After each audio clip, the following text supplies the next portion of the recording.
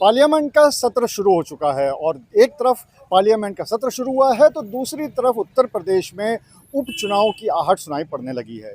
जी हाँ, तकरीबन 10 सीटें ऐसी हैं जिस पे कि उपचुनाव होने हैं, विधानसभा के चुनाव होने हैं और उसमें से एक सबसे महत्वपूर्ण सीट है कानपुर की सीसामऊ सीट। ये सीट इसलिए भी महत्वपूर्ण है क्योंकि बीजेपी के लिए लगातार ये सीट एक नाक का सवाल बनी हुई है।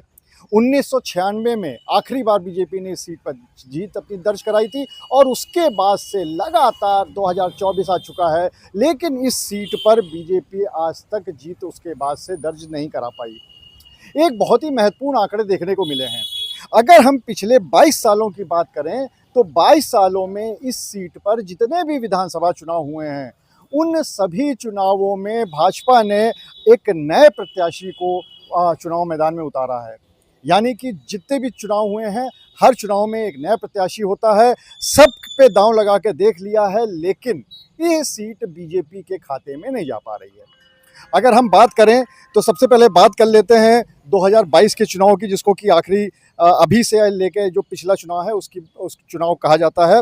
उस चुनाव में बीजेपी के एक बहुत ही वरिष्ठ नेता जो पहले विधायक भी रह चुके हैं, सलिल विश्नोई, उनको इस सीट से उम्मीदवार बनाया गया था और तकरीबन 12,000 के आसपास वोटों से वो समाजवादी पार्टी के इरफान सोलंकी से हार गए थे। उसके बाद अगर हम 2017 की बात करें तो 2017 में एक और वरिष्ठ नेता हैं बीजेपी के, सुरेश अवस्थी।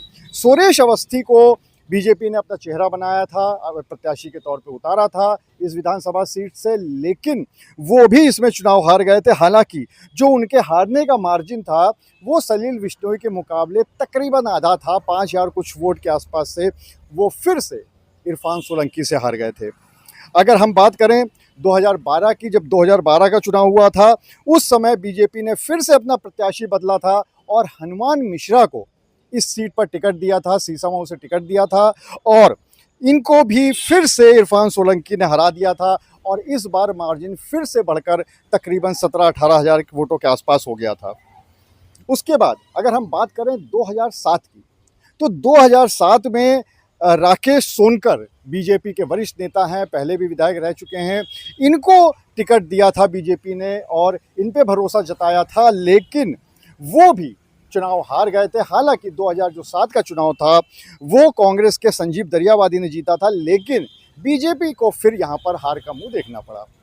और उससे पहले अगर हम 2002 पे आ जाएं तो 2002 पर कपूर चंद्र सोनकर एक प्रत्याशी थे, बीजेपी के नेता थे, उनको टिकट दी थी बीजेपी ने और वो भी फिर से संजीव दरियावादी जो कि कांग्रेस के थे उनसे चुनाव हार गए थे।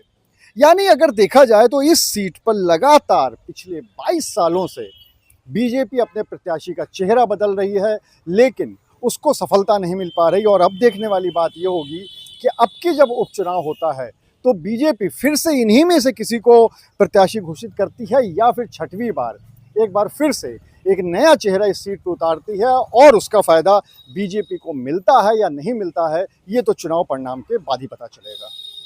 अनुराग अग्रवाल, TV9, कानपुर।